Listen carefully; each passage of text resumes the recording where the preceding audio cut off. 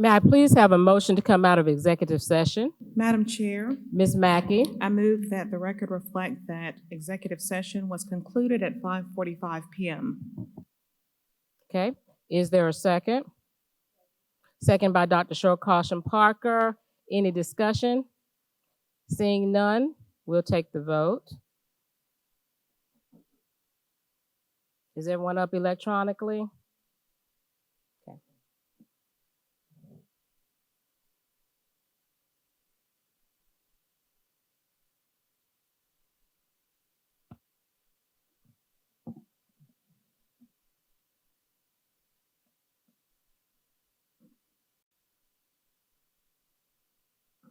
Motion passes 6 yes. Motion passes 6 yes. Somebody not vote? Okay, motion passes. Okay, moving on to 3.1, Inspirational Moment Pledge of Allegiance, Ms. Mackey. Thank you, Madam Chair. In keeping with your desire to have students inspire us at every meeting, tonight we're going to hear from a special group of students.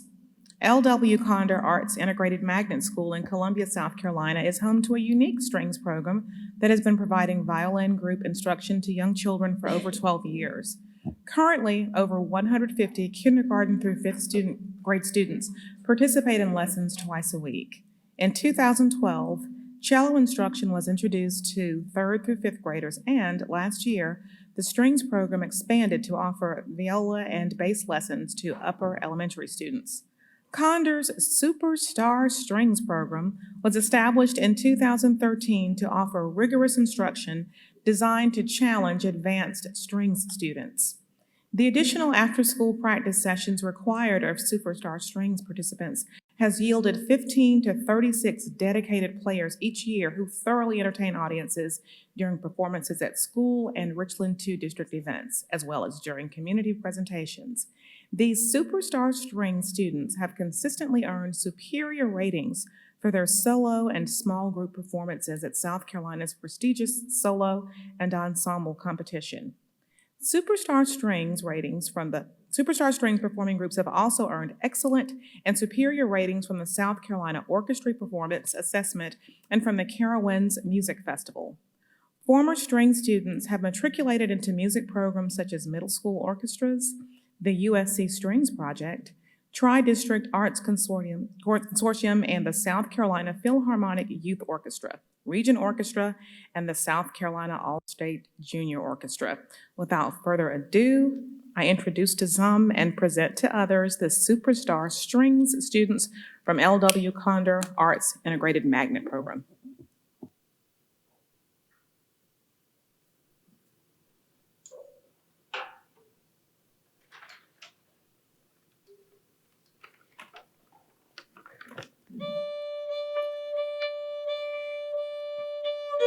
Good evening. We are L.W. Condor's Superstar Strings. We are delighted to be here with you today to perform for you and to let you know that we are well. We hope you enjoy our selection.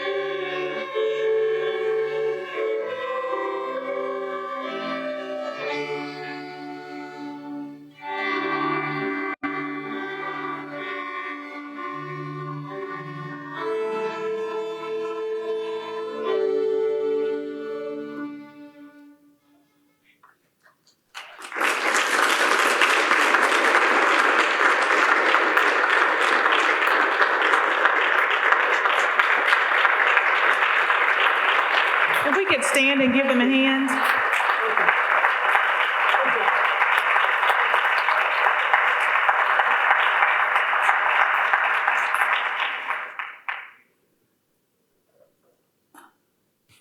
Thank you so much, not only for the teachers who work with this talented group of students, some of whom are as young as third grade, but for their parents. I'm sorry, second grade. I stand corrected. Thank you, waving. Thank you, second grade. 2 second graders with us this evening, but also for the parents, the family, and the community who rallies around them to get them to the practices after school and all. Thank you for being here. We appreciate it. And to young Mr. Second Grader, it was not lost on me that he said that we are well this evening. I know there's a common phrase we say in the district, how are the children? The response is the children are well. And if you all, for those who didn't catch it, he started out by saying, we are well this evening. Thank you. If we could give you another round of applause, please. Just wanted to say to you all before you go, thank you so much. It amazes me that we have a second grader, 2 of them, doing this. This is what we wanted to do. One big push that we decided to do this year was have students perform, because it's important that the district gets to see the kind of talent that we have. You all were so cute and so amazing.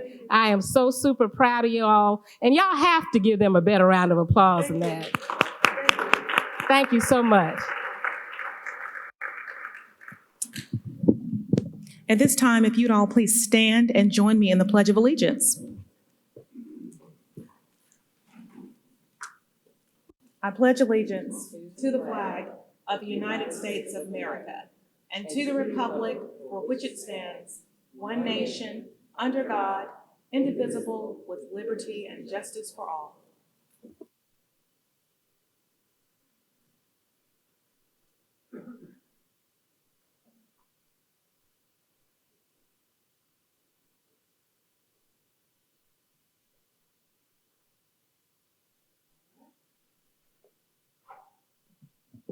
Moving on to 4.1, approval of the agenda. May I have a motion to approve the agenda? Madam Chair, Ms. Mackey. I move to approve the agenda for the Tuesday, March 8th, 2022 regular board meeting. Is there a second? Second by Dr. Cheryl Caution Parker. Any discussion? Seeing none, we'll take the vote electronically. Looks like I need to log back in, Madam Chair, but I'm voting in the affirmative. Okay, you're not online. Okay, Ms. Mackey is voting in the affirmative. She's not online.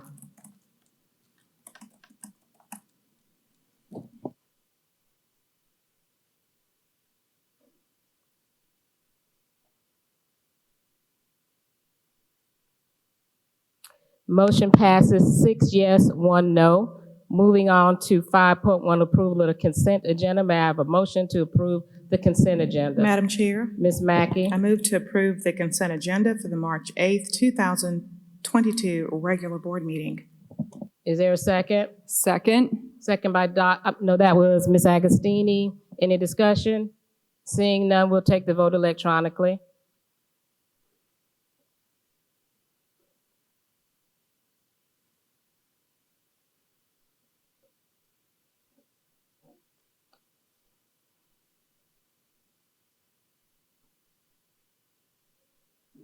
Ms. Mack, are you back up?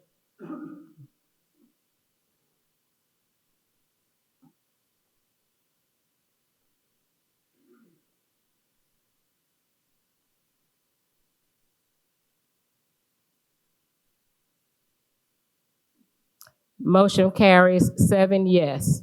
Okay, moving on to 6.1, public participation.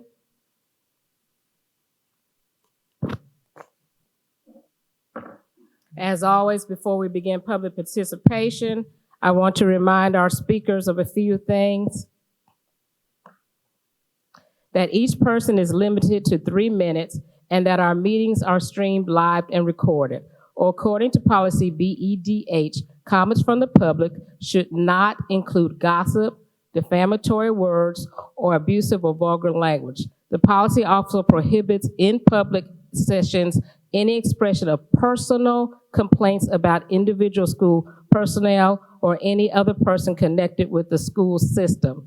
Specific student or personnel issues should be handled through the appropriate procedures as indicated in the district policy. Questions asked during public participation typically will be referred to a staff member for a response at a later date. Hand sanitizer is available to use before and after speaking. Again, I do want to remind our public that we want you to be able to have your say, but we will be doing so in a respectable way. Okay, at this time, our first participant will be Manuel Cabrera. Did I say that right, Mr. Cabrera? Okay, perfect.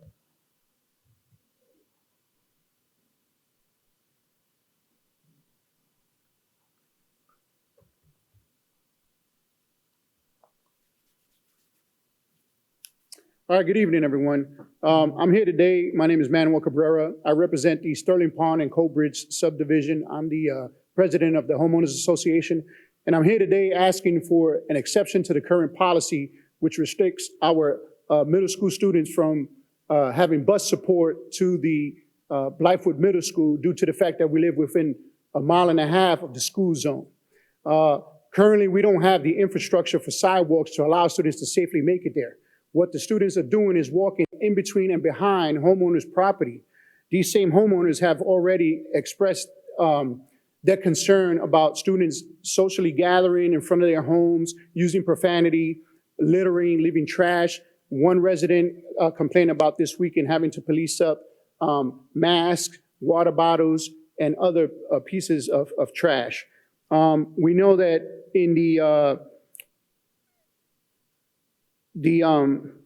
bond referendum, some of that money was to improve infrastructure. So we asked in the long term that some sidewalks be included in that subdivision in order to create a safe passage for those students. But in the meantime, if we could get some bus support, that would reduce the concern of the homeowners, of students walking behind their property line, as well as provide them safety to get to the school. That trail that they're using is a wooded area. There could be snakes there. It's not in improved condition. There's no lighting. And with the exception of having a crossing guard at the Blythewood Middle School, those children are potentially at risk. So that's what I'm here to ask for today. Thank you for your time. I'm sorry. Thank you, Mr. Cabrera. Okay, next we have Ethan Lopez.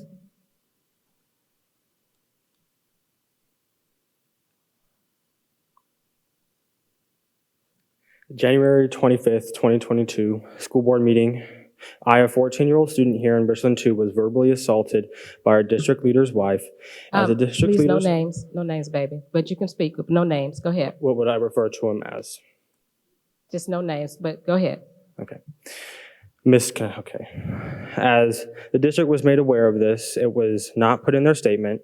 While I sat there and as she cussed me out, quote, "You're a effing child, you need to be put in your effing place."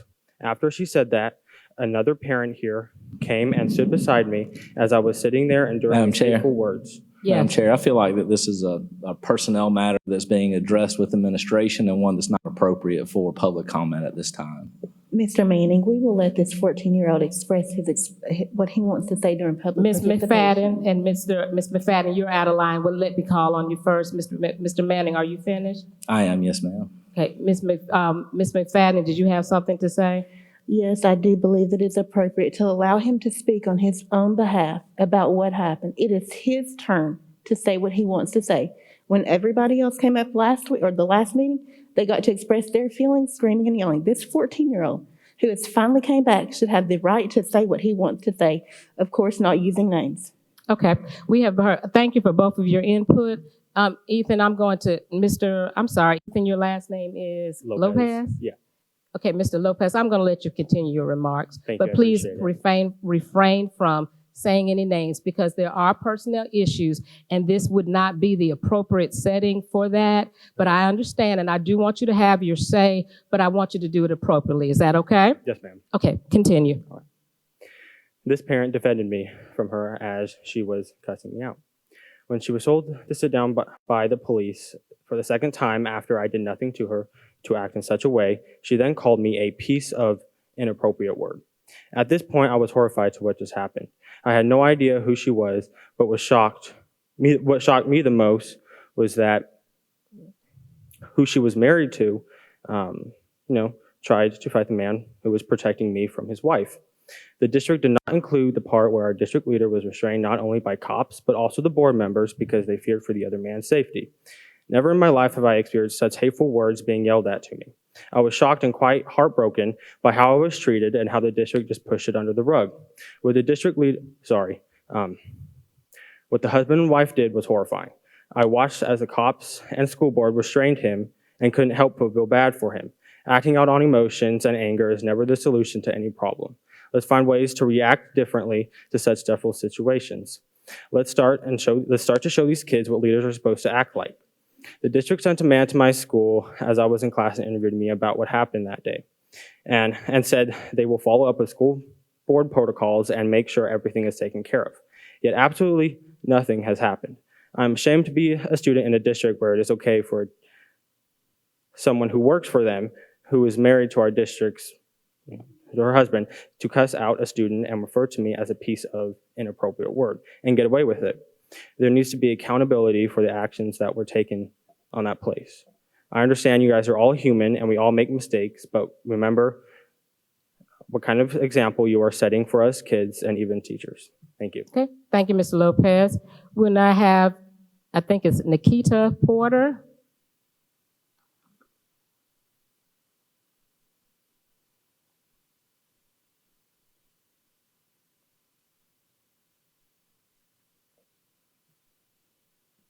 Hello. I wanted to come today in support of my past colleagues and friends, and also because we have gained such a plethora of new followers and new attendees online, and take advantage of this opportunity and share about some ways that our community could get involved in our school district outside of watching board meetings. And so there are lots of different opportunities that you can get involved in our school district. And although our board meeting is quite interesting and exciting, our district and our schools are even more exciting, I promise you. And so in a board meeting, our board members cannot respond to you. You don't get an opportunity to vote on anything. Whack, right? You watch members in action, and that's about it, unfortunately. This is not the best representation of Richland 2, because our students are the best representation of Richland 2. I tell you, this is not an insult to our board members. They're great and all, but true story, our students are even better. And even better than that, our teachers are top-notch. You may even get to see all of our schools in 1 year in certain opportunities. And let me tell you how. You could apply to be a school substitute teacher. And it's hiring season. So let me tell you a little bit about this. I'm a past educator. And there are lots of perks in being a school substitute teacher. All right. You get to pick your schedule. How about that? Also, if you want to pick how far you're going to drive, you can do that also. You might even get the opportunity to pick your attire in some cases. PE teacher. And I heard, hearsay is that Richland 2 may have increased pay. Is that right? I may be right, maybe so. I'm looking over there. Word on the street is that the pay has increased. So these are some opportunities that you could get involved, and I'm hoping that I have piqued your interest. I have 30 seconds. But also, I want to say that as a teacher, there are teachers who are guilted into coming into work when they really should stay home. Okay. There are some teachers who don't want to rewrite emergency lesson plans, who don't want to split their classes amongst their peers, who don't want to deal with the poor note or bad day from one of their lovely students, or who the one child would benefit from them being home instead of another parent. Thank you. Okay. Thank you. Shameless plug for substitutes, but we love it. Thank you so much. Okay, that ends our public participation for the evening. We will now move on to 7.1, student appeals. Ms. Agostini. Madam Chair, I move for students 1 through 11 to deny the appeals. Okay, is there a second? Seconded by Dr. Cheryl Caution Parker. Any discussion? Seeing none, we'll take the vote electronically.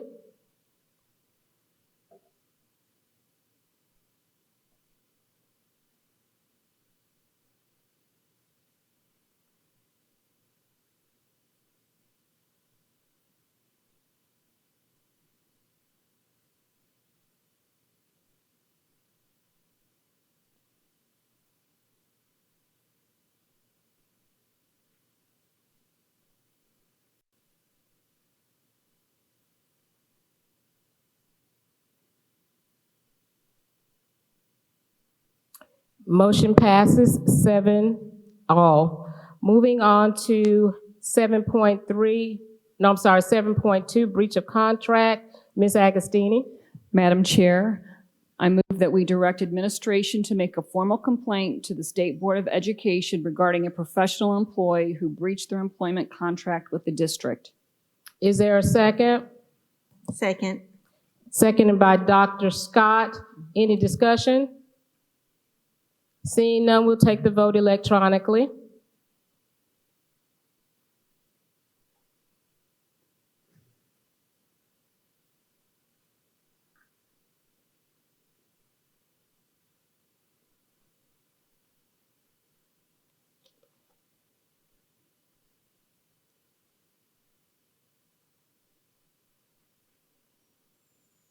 Motion passes 6 yes, 1 no. Okay. Moving on to 8.1, approval of revision to policy BEDI, news media services at board meetings. Do I have a motion? Madam Chair, Ms. Mackey. I move to approve the revisions to policy BEDI, news media services at board meetings. Is there a second? Second. Second by Ms. Agostini. Any discussion? Seeing none, we'll take the vote electronically.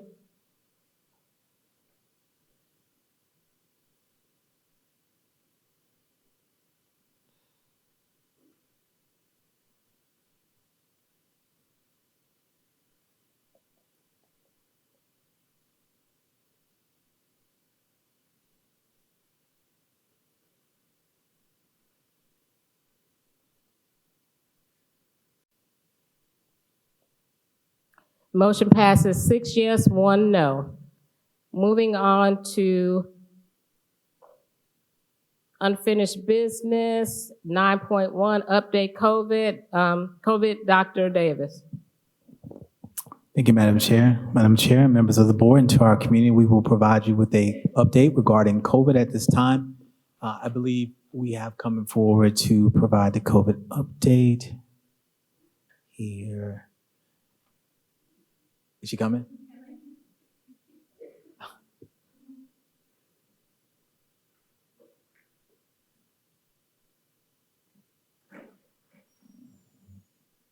We're being so efficient today, we're moving fairly quickly, I guess. Ms. McAdams is going to present you all with our COVID There update she for this is. year. Here she comes. Thank you, Ms. McAdams.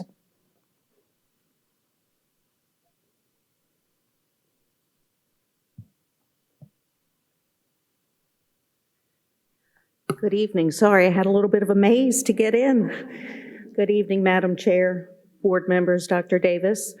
I'm just here to provide an update to our COVID procedures.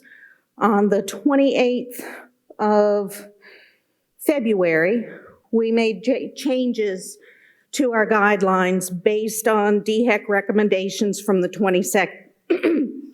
If you'll remember, we have had very fluid guidelines since December 30th.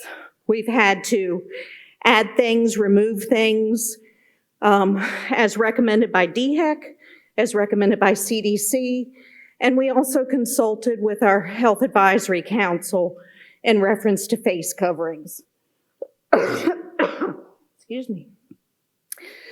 So, based on the DHEC guidelines from February 22nd, on February 28th, we suspended the universal mask requirement based on guidelines from the CDC. Thank you.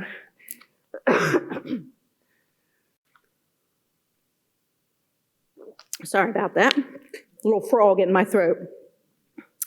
We also stopped identifying close contacts and quarantining students and employees. So DHEC has moved to a system more like when we do with influenza. So instead of looking at individual cases and doing contact tracing and quarantining, we now look at the results over a 2-week time period. And if we have less than a 10% positivity rate, we can suspend contact tracing and quarantining. And that's based on each individual school. That's not the district as a whole. So we have dropped below that 10% positivity rate for employees and students. Therefore, we were able to suspend contact tracing and quarantining. Now, if we get an increase above 10% for 2 consecutive weeks, we will then go back to quarantining, close contact tracing, and masking for that school. And that's part of the new DHEC guidelines. So there are some exceptions to removing the universal masking, and that is in any healthcare area. Just like when you go to the doctor or the hospital, you still have to wear a mask. In the health room or the athletic trainer's room, you still have to wear a mask. All our visitors have to mask while they're indoors, and individuals that are returning from work, remember the standard isolation was 10 days, and it was shortened to 5 days. Because we don't have universal masking anymore, days 6 through 10, you still have to wear a mask, whether you're a student or an employee. So we have a form that parents and employees fill out when they return that they agree to wear a mask days 6 to 10. If they opt to not wear the mask, they have to stay home for the full 10 days of isolation.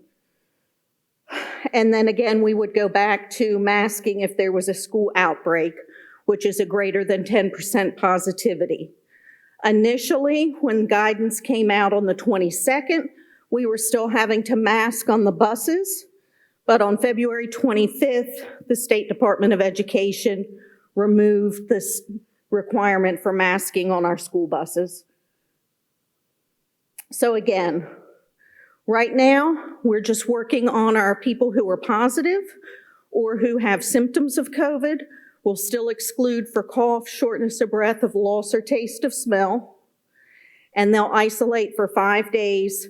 They can come back on day 6 with a mask. And I think Libby's going to take over now with some of our statistics. I just have 2 quick slides to share with y'all. Part of it is to share with our broader audience so that they know that the dashboard has been updated to reflect the new practices.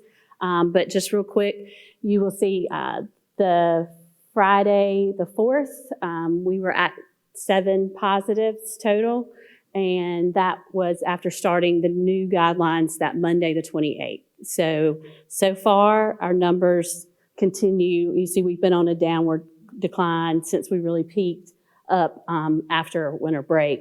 And the last time we were around 7 positives was November 23rd.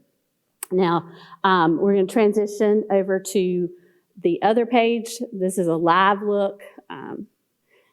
Mr. Kenyon always hates when I make him do stuff like this because it's not very smooth, but I told him we would be gracious. But so this is a live look of the first page, and what we've done to update this to help people keep track of the percentage, now that we're looking at percentage by school, and that percentage that we have to watch for is 10% combined, positive and symptomatic. So you see, we took out the quarantine column as that we're not tracking that now, but we are reporting the percent symptomatic and positive, and that lets the public kind of watch it along with us. We watch it every day, and the numbers at the bottom are the same. But that is how we have updated the dashboard. It continues to be updated Monday through Friday with the help of our great accountability team. And we'll go back to the presentation, and I believe, Dawn, you have the last one? Or just everybody do it? Go ahead. All right, let Tony get back to that.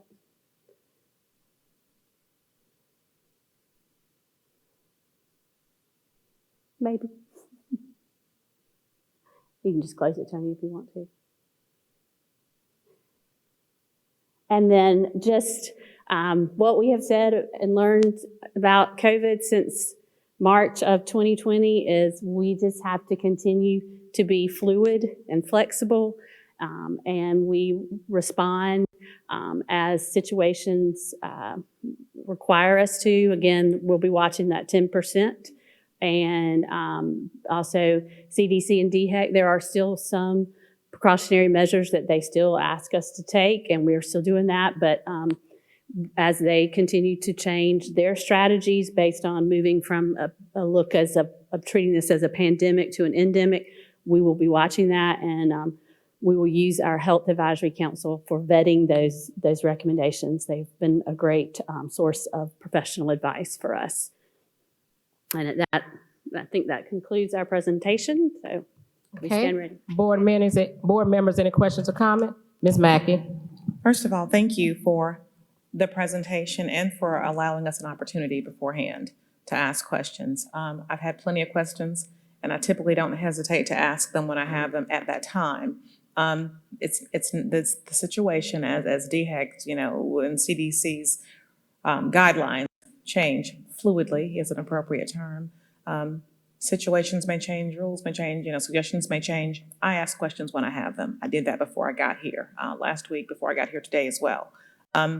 For people who have questions, because it's not just clear cut, if you're COVID positive, you stay home this many days, because it's not that clear cut anymore, do you have a recommendation as to how parents or families can get questions answered if they have questions about their status, the guidelines, because it's a little more complicated now as we're approaching an endemic? Yeah, absolutely. As always, they can contact their school nurse. We try and keep all the information still current on our COVID page regarding the latest DHEC criteria that we're following, or they can also reach out to me. Okay. Thank you. Board members, any other questions? Dr. Caution Parker. In looking at this, this is great.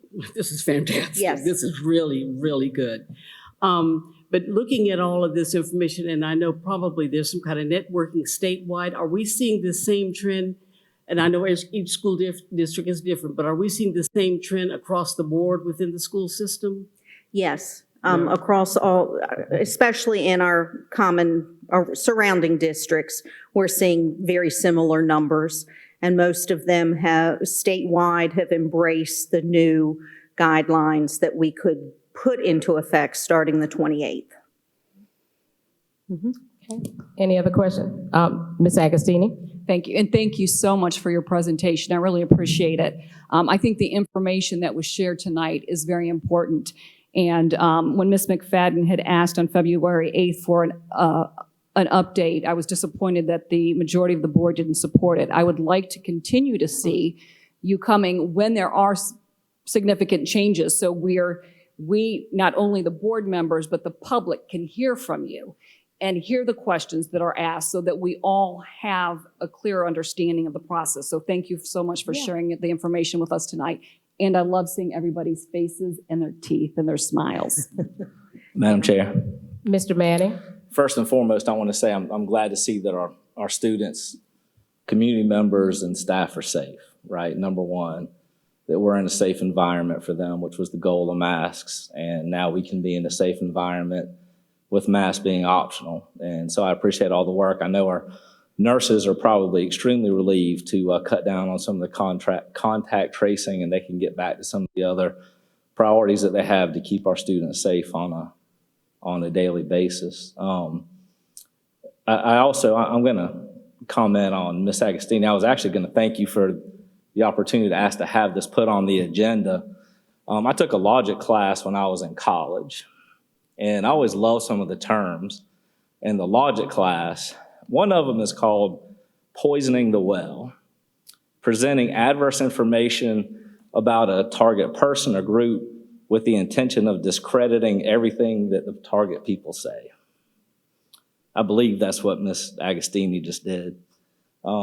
We have this presentation here. It was asked for. We've had several COVID presentations.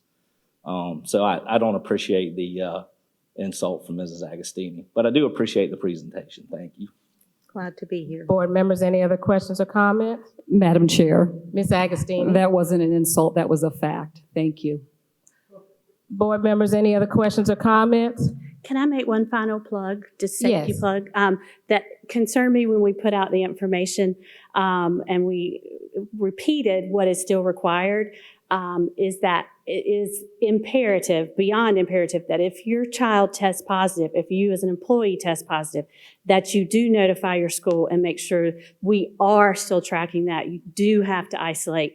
And is going to reducing some of the mitigating factors, it's probably even more important now that that is reported. So we did not, just want to reiterate, we have not stopped tracking the isolations if you test positive. And that's when you need to stay home. Okay. Thank you for Board that. members, any Sorry. other comments? I have a comment.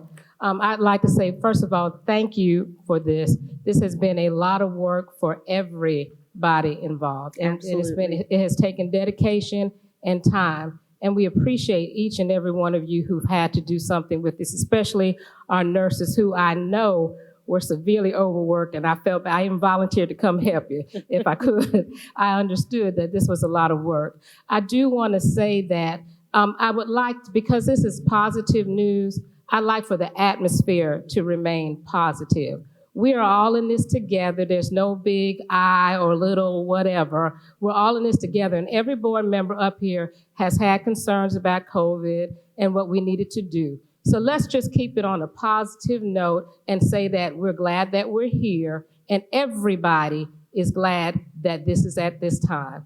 Thank you. Absolutely. Thank you for the report. Thank you. Okay, moving on to 10.1 board meeting. Dr. Davis, April 5th board meeting, Dr. Davis. Madam Chair, there is a motion that needs to be made in order to reschedule the April 5th board meeting for 2022 to April 7th, 2022. Okay, board members, do I have a motion? Madam Chair, Mr. Manning? I make a motion that we reschedule the April 5th, 2022 regularly scheduled board meeting to Thursday, April 7th, 2022. Is there a second? Second. Second by Ms. Mackey. Any discussion? Seeing none, we will take the vote.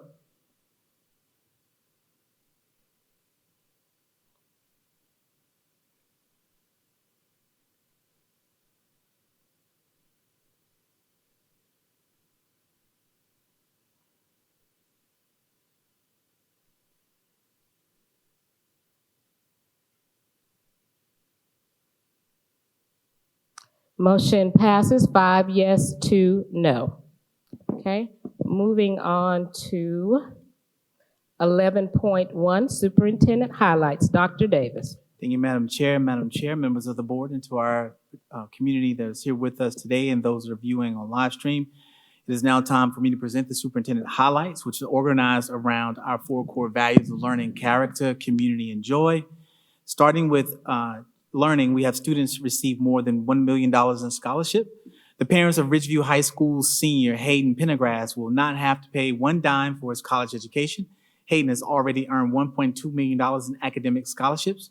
22 colleges and universities offered scholarships, including Allen University, Morehouse College, Francis Marion University, Seton Hall University, Johnson C. Smith University, and Fisk University.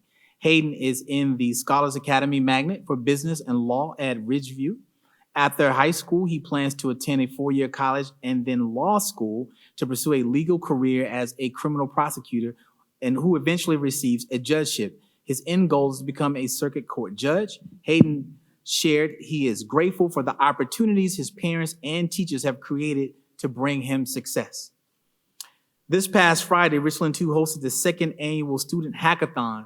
The spirit of hacking is tackling challenging problems with elegant, immediate, and compelling solutions.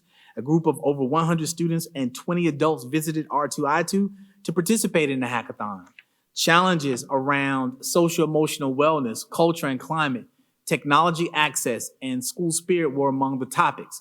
Solutions like having pets in schools, creating apps for mental health issues, cleaning up litter and bathrooms, changing tardy policies, and composting to reduce waste were all pitched. 2 winning ideas were selected to move into the implementation stage. One is composting program, and the other is the other will discreetly connect girls to feminine hygiene products. The hackathon idea grew out of R2 Innovates, a district initiative whose purpose is to encourage design thinking, foster creativity through collaboration, and bringing amazing ideas to life. Now, in the area of community, I will share a story with you about a group of students at Westwood High School. This school year, when the National Honor Society for Dance Arts was charged with making a move with purpose via community service, Westwood High School seniors and veteran members Diamond Menendez and Kamaya Whitmore sprang into action. They conceived and spearheaded the Share the Warmth donation drive. The students chose to identify and work with a local nonprofit, Kind Acts for Humanity. They recruited committee members and began collecting items that would help keep those less fortunate warm in and around our community. The dance students also are still collecting materials like jackets, hoodies, and sweatshirts, blankets, scarves, and socks. Thank you, Diamond and Kamaya, and the entire Westwood chapter of the National Honor Society for Dance Arts for showing kindness and spreading love by wrapping our community with warmth.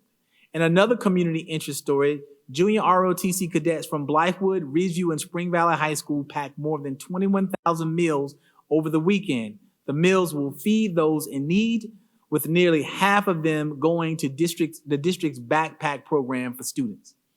The character portion of our report focuses on Women's History Month. March is Women's History Month. The 2022 Women's History theme is Women Providing Healing, Promoting Hope. And it is both a tribute to caregivers and frontline workers who provided healing and hope throughout the pandemic. It is also a tribute to women of all cultures who have done this throughout history. It takes immeasurable character to show up and do your best day in and day out, particularly under the extreme circumstances of a deadly pandemic. We salute the caregivers and frontline workers in Richland too, and throughout the state and nation. Thank you for your courage, selflessness, and your faithfulness. And now for some joy. Caring for the whole child is a major part of the culture at Ridgeview High School. The school is known for providing students with tools needed to excel in the 4 A's: academics, activities, arts, and athletics. Smaller learning communities are used to support students academically, socially, and emotionally. Ridgeview's success with meeting the needs of their students has earned it the ASCD Whole Child Award. The South Carolina Association for Supervision and Curriculum Development sponsors the award program, which seeks to identify schools that have created a culture with programs that exemplify the 5 whole child tenets of healthy, safe, engaged, supported, and challenged. Kim Hutchison, principal of the Center for Achievement, is the winner of the Palmetto State Literacy Association's Distinguished Literacy Administrator of the Year Award. Her continuous encouragement for literacy, motivation for children, professional development for teachers, knowledge of the literacy process, and innovation stood out from the other candidates. In January, Hutchison was named the Columbia Area Reading Council 2022 Distinguished Literacy Administrator of the Year. On another note, as we celebrate literacy, thank you to each of the guest authors who visited our schools and classrooms virtually last Wednesday for Read Across Richland 2. Authors Marcus Amaker, India Hill Brown, Antoine Eady, Crystal Giles, Bobby Pyron, Scott Rickens, Natalie Richardson, and Aisha Saeed and Jaden Bosick were featured guests in our annual reading celebration. I probably need to move this paper back. I'm getting old. I can't. Words are starting to letters doing like that now as I get older. I don't want to admit that. Congratulations, Barbara Turner, Richland 2's Director of Magnet Program. She's been elected to serve as the Magnet Schools of America Board of Directors. Turner will serve a 2-year term as a specialized director. Turner oversees 40 magnet programs. The district's programs have received numerous MSA Merit Awards on excellence and distinction and 25 earned national magnet certifications. 12 programs hold the esteemed title of National Demonstration Magnet Schools. And for the first time in school history, Spring Valley High School has its first freshman state wrestling champion. Last month, Blue Stifler won the 5A state title for the 135-pound weight class. Blue finished with a record of 43-1 and is the first Spring Valley freshman to win a state wrestling title. He gave his mother, Denise, who teaches mathematics at Spring Valley, the best birthday present ever by winning the state championship on her birthday. Wow. And Ridgeview High School boys basketball team has made history again. Last week, Ridgeview won the 2022 Class 5A State Basketball Championship.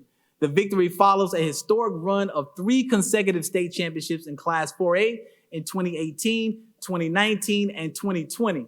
Ridgeview is the only school in the district with hoop championships in 4A and 5A play. Congratulations to the team, head coach Uric Stolman, athletic director Brian Rosefield, and principal Brenda Mack, Foxworth, and especially all of the team members for their contribution to another state championship in Ridgeview High School. And that concludes the superintendent's highlights. Thank you so much. Madam Chair. Yes, Miss, who was that? That you, Dr. Scott? Yes. Dr. Scott. Thank you for the highlights, Dr. Davis. Madam Chair, when we're talking about inspirational moment, and I know you want it to be student-focused and centered, I would love for us to have Hayden from Ridgeview High School with the $1.2 million, if I heard that correctly. I would love for him to come join our inspirational moment and just share some tidbits, some strategies of how he got to that point, because I think students watching and even parents watching, he might can give us some insight to how we can accomplish some of those scholarships and strategies that he may have used to get to that point. Okay, thank you, Dr. Scott. Thank you for the suggestion. Thank We'll you. let our chair people work that out, but thank you for the suggestion. Thank you so much. Okay, any other comments?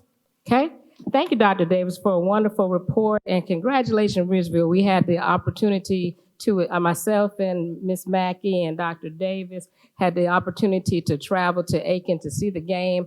We were up there screaming like we were crazy. It was a lot of fun, and we're so proud of Ridgeview. I mean, to win that 3 times in a row and then move to a different class division, that is unheard of. Congratulations, congratulations. And to all the other ones on the highlights, congratulations.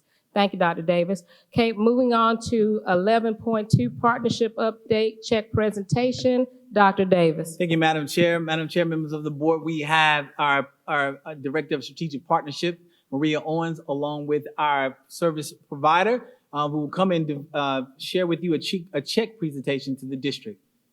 Ms. Owens. Good evening, Madam Chair, honorable board members, Dr. Davis. I am delighted to be with you tonight. Thank you so much for allowing me this opportunity. I'm going to ask Dr. Miley and Will Anderson to come up here with Mr. Williams as well. As they come up, I'll draw your attention to the screen. I want you to see up there the unveiling of our new partnerships logo, Partner Together. So you'll start seeing that quite a bit. And if you'll look at that screen, this is in no way, let me be clear, this is not all of our district partners. We have many, many, many district partners. What this slide represents is those partners with whom we have new relationships this year, or with whom we have expanded and extended relationships this year. I want you to draw your attention up to that upper left corner. Service Solutions. Service Solutions is one of our longest standing partnerships. We were trying to decide beforehand if it's 28 years or 29 years, but they have been partners with the district as our custodial providers literally for decades. They have been more important to us recently with this pandemic, with keeping things clean, than maybe they ever have. But we have with us tonight Mr. Sim Williams. I'm going to ask him to come on up this way a little bit. Mr. Williams is bringing, yes, a big check. It is big in many ways. Ms. This Owens, big check. Ms. Owens, before we go any further, I do want our board members and Dr. Davis to come and stand behind there also, so we can be a part of that, because this is a big deal. It's a big check. For those of you who cannot see it, it is for $25,000. And Service Solution gives that each year. $20,000 of that goes to scholarships, 10 $2,000 scholarships, and $5,000 goes to our R2 Ready to Read program. So Mr. Williams, the resident regional manager, would you like to say anything? As usual, I just always love to be a part of this. I look forward to this more than anything every year. So thanks for having us. Okay, board members, if you would come to the front, please, and Dr. Davis.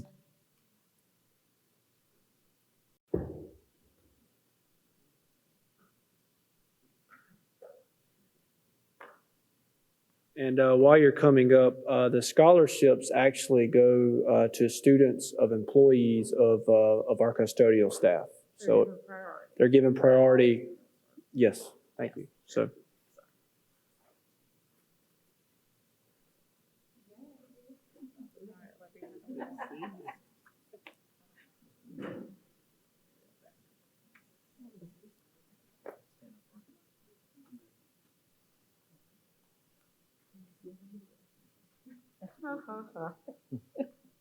Everybody here?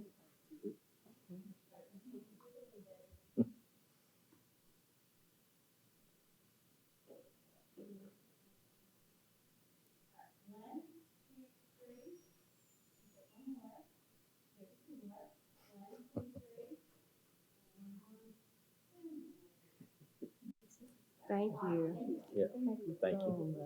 Yeah, thank you, sir.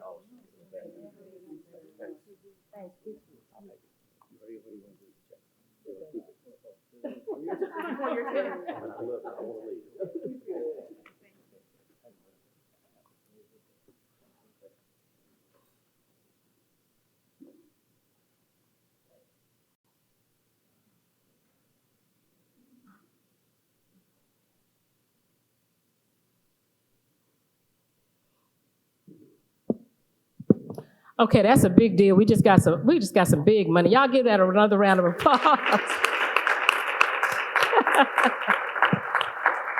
All right, thank you so much for that. Okay, we're gonna move on to 11.3, report second quarter finances. Dr. Davis. Thank you, Madam Chair. Madam Chair, members of the board, we have our second quarter financial report coming from Ms. Shelley Allen.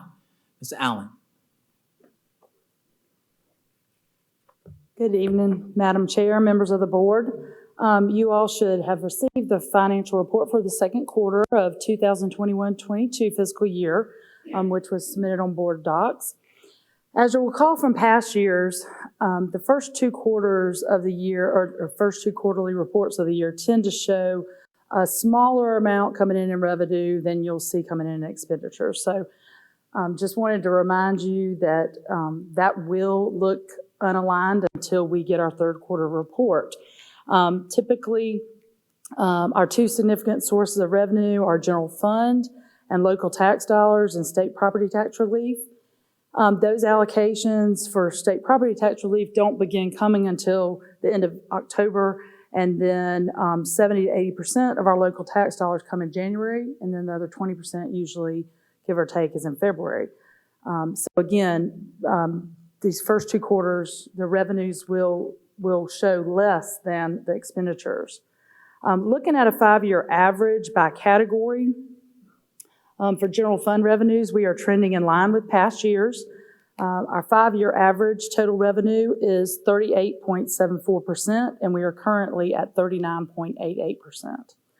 Our 5-year average total for expenditures is 43.56, and we are currently at 44.10. So we are trending right in line with past years as far as revenues and expenditures go. Any questions on the general fund before I go on to the next one. Okay. On the next page, page 3, you'll find the Education Improvement Act funds. We have received a little over $11.4 million of the $22.6 million anticipated in revenue. That is roughly 50.4%. And we've spent or encumbered $5.7 million or 25.1%. Any questions on the EIA funds? Okay. Going on to the special revenue funds, we have received reimbursements of roughly $12.4 million of the $13.3 million, plus we have the $13.3 million plus, and we have spent through December 31st, we have spent the 13.3 through December 31st, and we have encumbered an additional $5.3 million on the other special revenue funds. Any questions about the other special revenue funds? Madam Chair? Ms. Agostini? Thank you. I have a question about the ESSER 3 funds. Okay. And we were in December of 2021 supposed to have a discussion. When are we supposed to have discussions or public input? What is required by law? I'll defer to Libby on that particular requirement.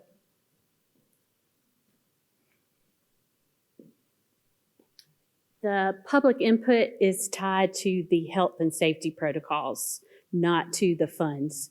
We are required roughly, I think it's every 6 months, to review the plans that they refer to as continuing in-person instruction.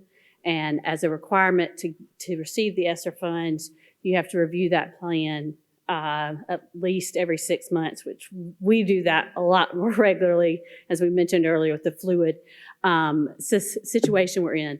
But that's what the requirement is. As part of getting the funds, you have to do that review. So we offered a public input session to come in and speak about health and safety protocols, and we also did that survey, which is similar to what we did back in July, I believe. But we actually did not have that public input session. No one signed up to speak. Pardon me? No one signed up to speak. Oh, well, it wasn't called on the agenda. They had the opportunity to sign up to speak, and there was no sign-ups on this. We did just like we did last time. I think no one signed up to speak in August, if I remember correctly. So I'm not exactly sure, but there were 2 sign-up sheets that night, and no one signed up to speak. All right, thank you. Yep. Madam Chair. Yes, Dr. Scott? Yes, I have one question. Okay. The Department of Defense grant number 6, if we don't utilize those funds, spend those by the end of the year, would that money roll over? Hold on one second. It's number 275. Sorry, I wish I could tell you that I had all the rules for all 155 funds memorized, but I do not. I'm sorry. Department of Defense, 275. Yes, it's on that page 7. It should be on. Yeah, right there, midway, halfway down. They do allow for carryover, but I believe the Department of Defense grant is for a very specific period of time. Right. Like 5-year period. Yes. And this one ends in May 31 of 23. So we should have until then. So the funds will carry until we spend all of those. Perfect. Thank at the you. end of 23. Okay, thank you so much. Any other questions? Okay, go ahead. Okay, going on to the board accounts, looking at the board accounts, the expenditures and encumbrances total a little over $105,000, which represents roughly 48% of the total annual budget, which is right in line with prior years. Any questions on the board accounts? Madam Chair? Ms. Agostini? Can you give us, I see that line for $55,000 for other. What would be examples of that?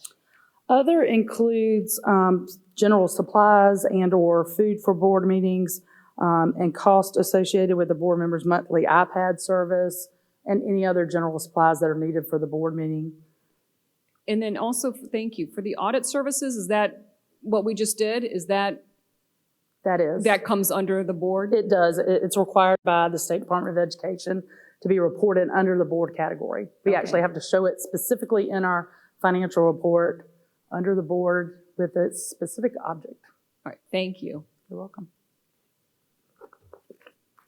And then last but not least, the capital projects.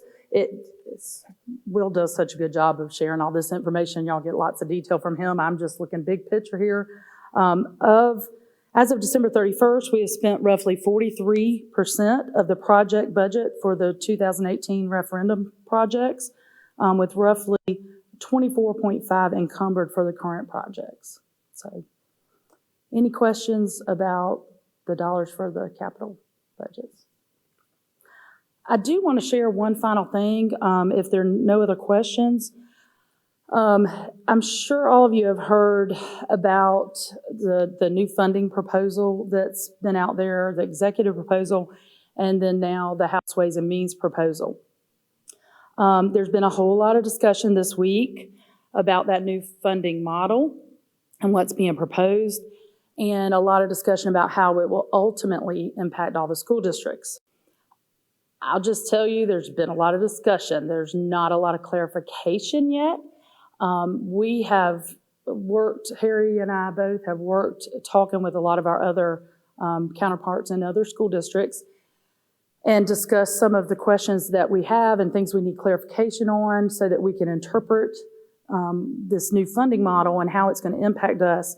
We are hoping to meet with Frank Rainwater, who is with the South Carolina Revenue and Fiscal Affairs this week, to maybe get some of those questions answered and clarified.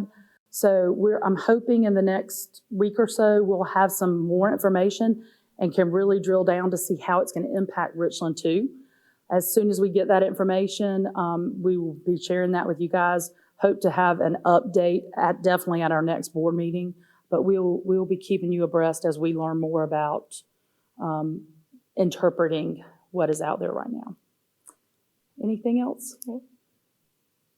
Thank you so very much. We appreciate you, as always. Okay, moving on to 11.4, proposed 2023 through 2024 school year calendar. Dr. Davis. Thank you, Madam Chair. Madam Chair, we have our Deputy Superintendent, Dr. Franklin, who's going to come and present along with one of our student leaders on the proposed 2023-2024 school year calendar. Dr. Franklin. Thank you, Dr. Davis. Dr. Holmes, members of the board, the calendar committee consisted of a student, parent, and employee representative. Joining me in the presentation tonight is Ms. Dominique Branch, one of our student representatives. Dominique is the student body president at Ridgeview High School. Also in the room are other members of our committee, and they are going to stand so that you can see who they are. There they go. All right. Again, a representative of students, employees, and parents. Thank you, committee members. And serving in an ex officio capacity were myself, Dr. Jennifer Coleman, and Ms. Libby Roof. As ex officio members of the committee, Dr. Coleman, Ms. Roof, and Dr. Franklin guided the process but had no decision-making power. What is being shared with you tonight is indeed the work of the calendar committee. To get the calendar development process underway, committee members were tasked to create draft calendars based on specified criteria. And so committee members were given guidelines. These are elements that must be included in a calendar, like the calendar must have 180 student days for school and 3 makeup days. Please note the last element on the list, first day of school for students on or after the 3rd Monday in August, has been a requirement specified in state statute since 2007. Also note that that same state statute allows for calendars that deviate from the requirement when creating a modified calendar. As the committee, we were also given recommendations and considerations. Recommendations being the elements that have historically been a part of district calendars, such as the 1st and 2nd semester to have 90 school days, a 3 minimum Thanksgiving break, 10 weekdays for winter break, 5 weekdays for spring break, and a work day after the last day of school. Considerations were elements that were nice to have, but were not necessarily required during the process.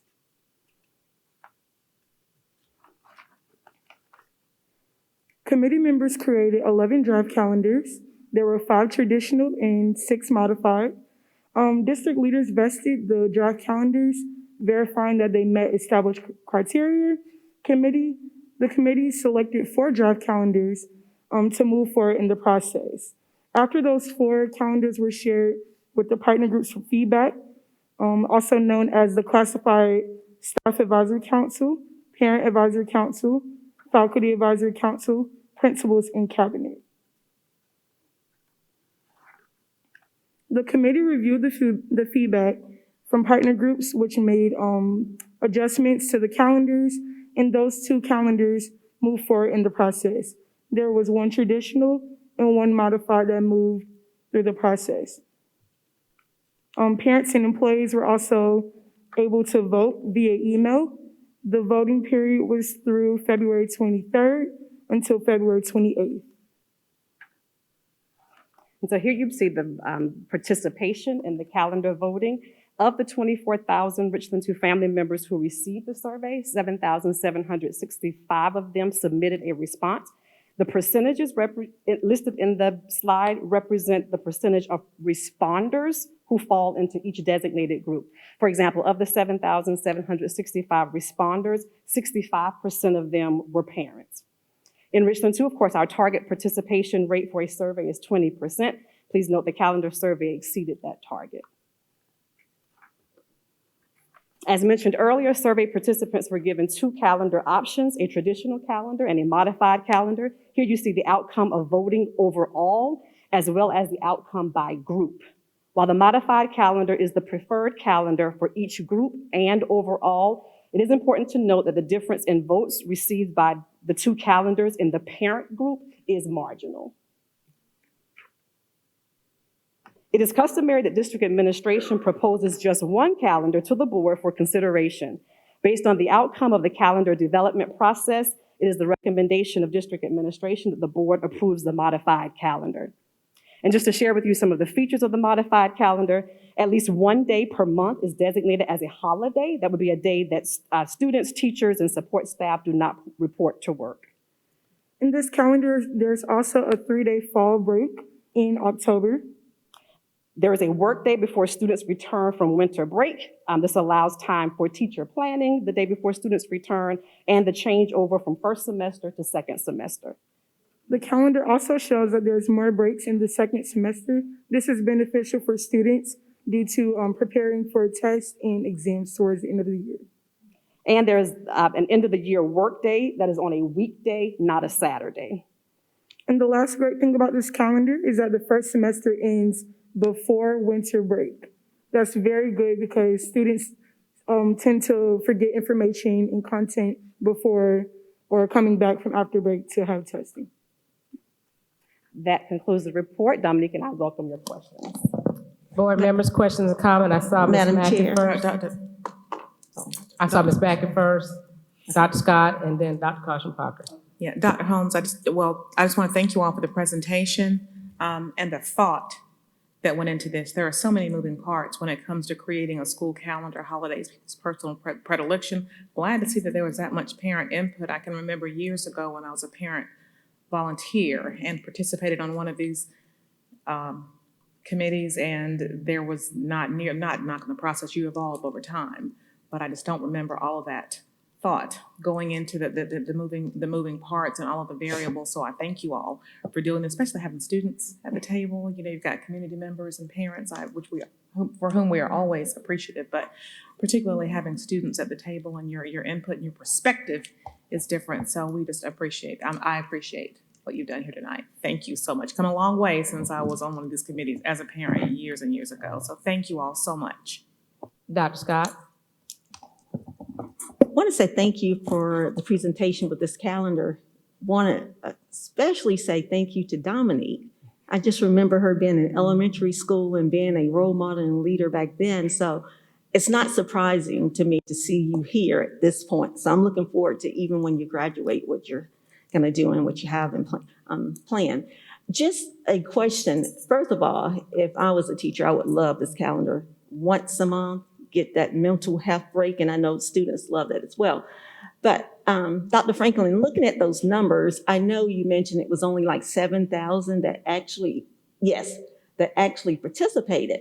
And I'm a little saddened by that because with over 28,000 students, it seems as if we should have had more to participate. And then you mentioned that 65% were parents and only 14% employees. Am I reading that correctly?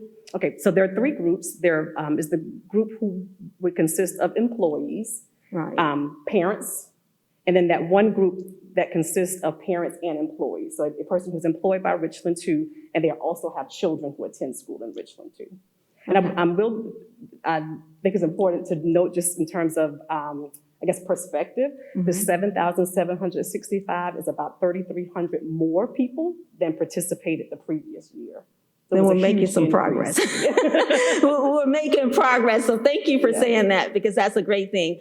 And I was just wondering, maybe next year when we consider this, just to get more input from employees, I would love to see you guys kind of put your heads together and brainstorm as to how we can get more employees, and maybe doing a faculty staff meeting that they'll have an opportunity with their principals to take part. Therefore, we'll get more input because, again, we love to see employees participate in this. But overall, I think it looks great. So thank you for your time. And Dominique, once again, I'm so proud of you. Thank you. Dr. Caution Parker. I'm gonna tell you, dealing with this calendar just about drove me mad for years. And it used to be Julia Boyd handled it, and then somehow or another she convinced Dr. Hefner to give it to Cheryl. That I could go there. And I think that's how I met Ms. Mackey. Yeah, dealing with all of this. But I commend you. It's a phenomenal job dealing with this calendar, and I know that. But I just want to ask, and I think you might have mentioned it before, Dominique, the when the midterm exams, when does that take place? When will that take place? Will it take place before the winter break or after the winter break? So if this calendar is approved, we will end the 90th day before we get out for winter break. So exams will happen before winter break. That's great. That's great. That's great. And there was one other thing I was going to ask, and we have no control over it because it's mandated by the state. But when you talk about weather makeup days, it would be great if we finally get to the point where instead of having to make up any days, we can have virtual learning those days that we have to be home, that the children have to be home out of school because of the inclement weather. And I know that's something that one district tried to start about a couple of years ago before COVID, but I think COVID kind of put an end to that. But that is something that would just be phenomenal to be able to So, yes, ma'am, we are an approved district for e-learning in the event of inclement weather. However, districts are still required to include weather makeup days in their calendar in the event something happens that you're not able to do virtual learning on your day that you're out of school for inclement weather. Wow, y'all did a great job. Thank you. Board members, any other comments? Madam Chair. Ms. Agostini.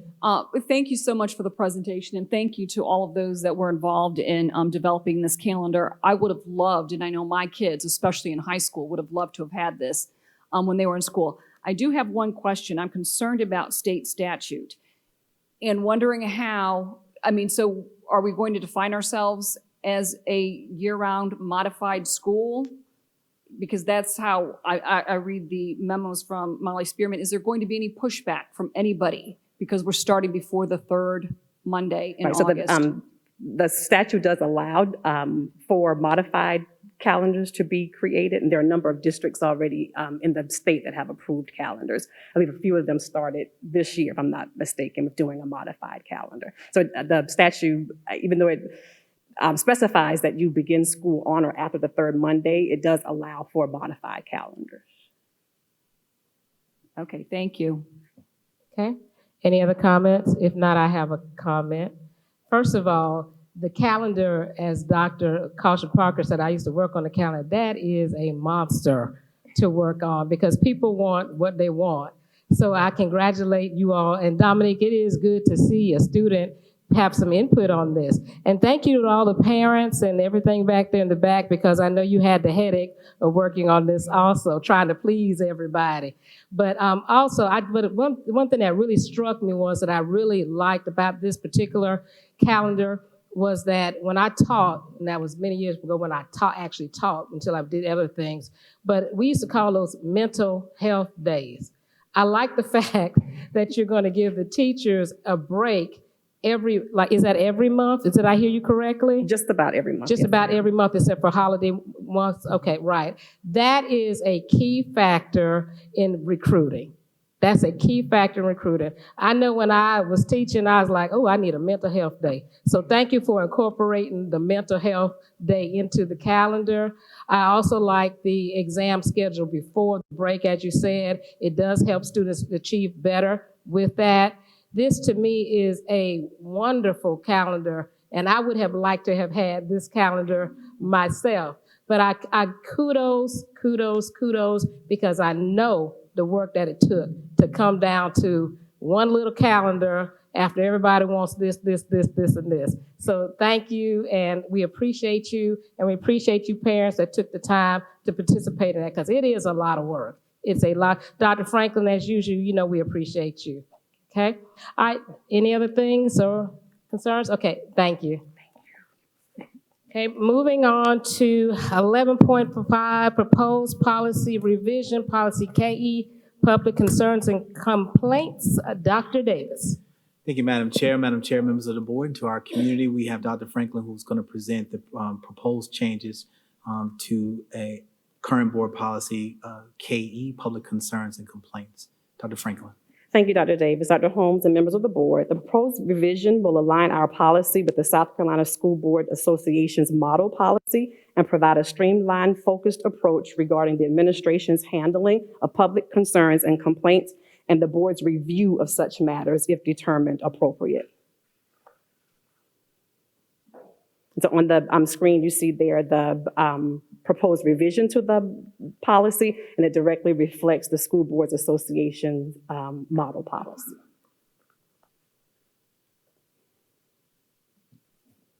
Okay, board members, any comments, concerns? Okay, seeing none. Oh, I'm sorry. Okay, Ms. Agostini. That was quick. So I guess, okay, so in order for it to get to the board, it has to go through every level? That is correct. That's the recommendation as specified in the Can School it be Board Association stopped at model. any level? I'm For sorry? example, can a principal say, I don't want to hear the complaint from the parent? No, ma'am. So it always has the opportunity to get advance to the the next board? level. Yes, ma'am. Okay. That's my only question. Okay, any other questions? If not, thank you, Dr. Franklin. Okay, moving on to 11.6, proposed 2022-2023 board meeting schedule. Dr. Davis. Thank you, Madam Chair. Madam Chair and members of the board, you have before you your proposed 2022-2023 board meeting schedule.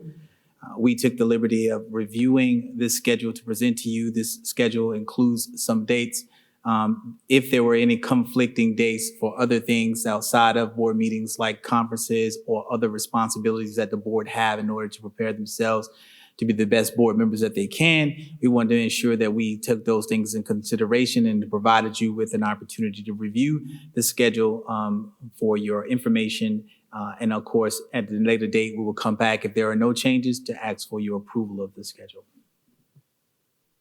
Okay, board members, any questions, concerns? Just a question. Ms. Mackey. I know the schedule is tentative. I'm looking at special called, of course, budget workshops. There's a question mark there because you don't know when that'll be. Is that just to incorporate a special call in case one is needed, Dr. Davis? We do know that we need to incorporate budget workshops, and as part of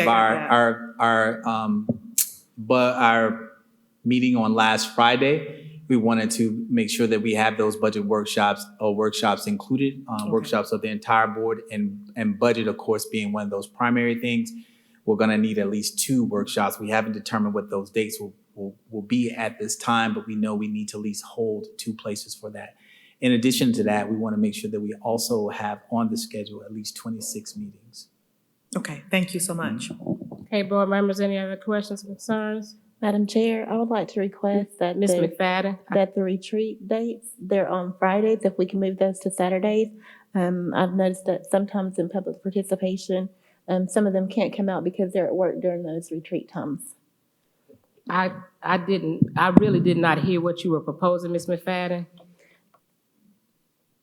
Can you say that again? Yes, ma'am. We have retreats, the winter retreat and the summer retreat.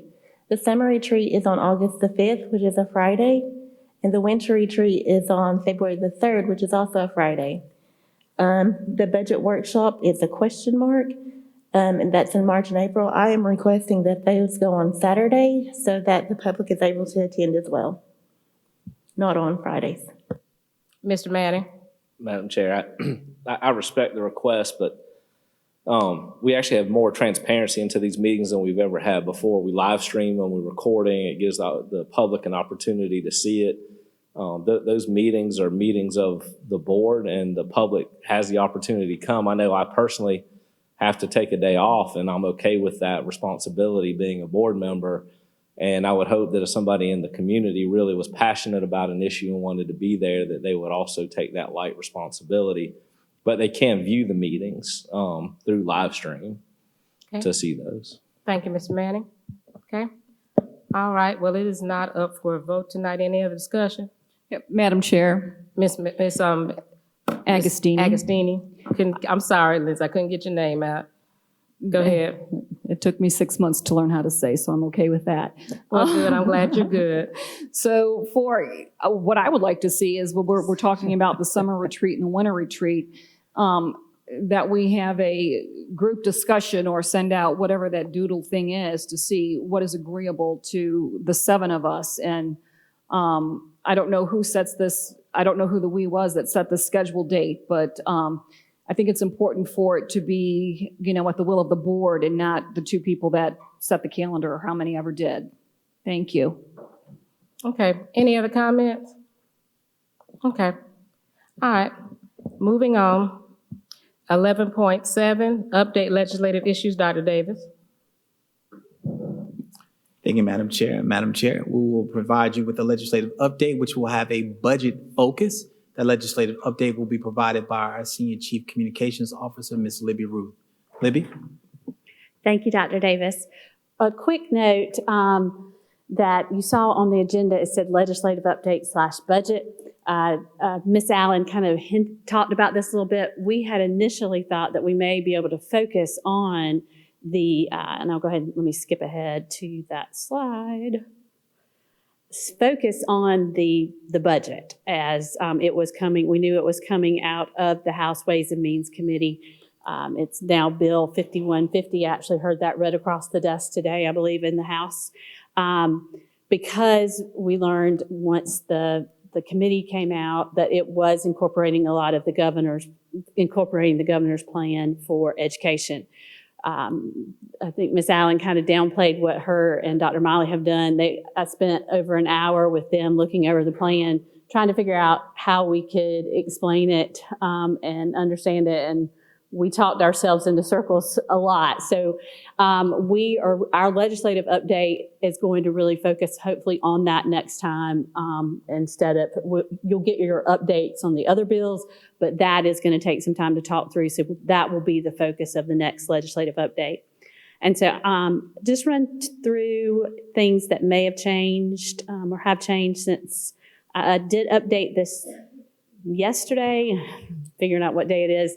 I get updates out on Fridays, but I turned these poured in originally on Thursdays. So there are things that happen at the end of the day on Thursday. The education savings account bills, remember there's actually 2 versions in the House, but only one has had any traction. And then there's one in the Senate. Both of them have seen activity recently. Thought that they might the House may start actually debating on the House floor today, 4879, but they had a calendar full of committee meetings. So it's anticipated that they will very well likely take that debate up tomorrow, starting tomorrow, and it's anticipated also that it may last over a 2-day period. Again, these are the bills that talk about providing accounts where people can use to go to private school, and there's certain requirements. And they have been amended to make them a little more palatable, but they're definitely still areas of concern. And this is what Mr. Kelly presented a lot on when he was here. 935 is in the Senate, and they have, it's gone to the full committee. The links in your documents are what they call working documents, where they've actually gone in and shown some amendments and changes they've made. This on the agenda for the 9th, that's tomorrow, and they actually are they have several bills on that agenda, and they have set up meetings in case they don't get through everything. So I think the plan is right now that all the bills on the agenda for tomorrow, they're going to try to get through this week, so you could see the 935 bill on the Senate floor as early as next week. Curriculum and instruction today was the last, I believe it's the last, I don't know if I've heard that for certain, but this was the third public hearing that the full committee has taken on these bills that we've talked about and Mr. Kelly talked about. Actually, Dr. Davis spoke today, and Dr. Grant is here. She left, left, and came straight here, and I believe they were still going when she spoke. Also want to express appreciation to Elizabeth King. She is our secondary social studies specialist, and she attended the meeting on the 1st. It started at 3 p.m. and didn't end till 8 p.m., and she was the next to the last person to speak. So I had to give a shout out to her for sitting there patiently. She spoke to the concerns about the bills that limit the ability to teach about current events, and she told a great story about a teacher she worked with when she first entered education, who was a very organized teacher and posted all of her lessons, homework assignments, test days on a website before the school year began, or she even met students. So very organized class. But one of the downsides was she missed some teachable moments. And in the year that Elizabeth taught with her, Hurricane Hugo hit our state. And so she stuck with her plan and didn't teach about a major current event in our state. And this bill some of the bills limit current event teaching, not just in social studies. It doesn't say only in social studies.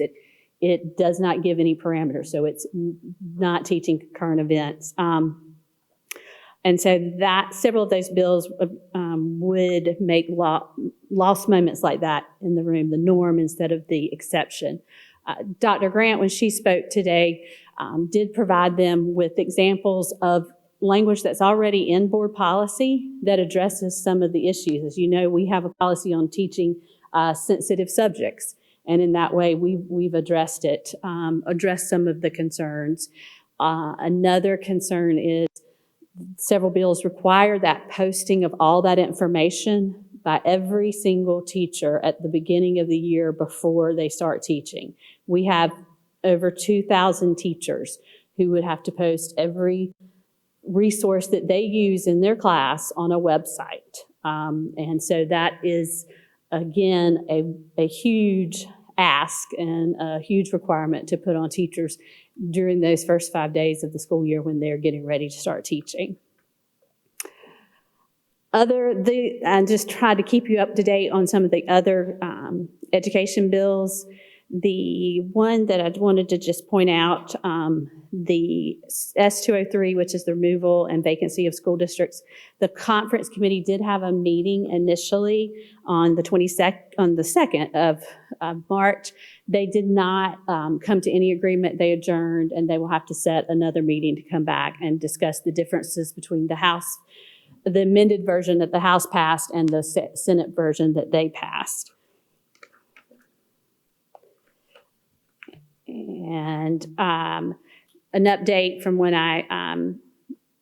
from 3590 was that when I first gave you the report last week had not been passed, but it was amended and passed by. I obviously have a typo in my slide, the Senate on March 3rd, but sent back to the House to see if they concur, like other bills we've seen. If the House doesn't concur with the amendments, then it'll go to conference committee.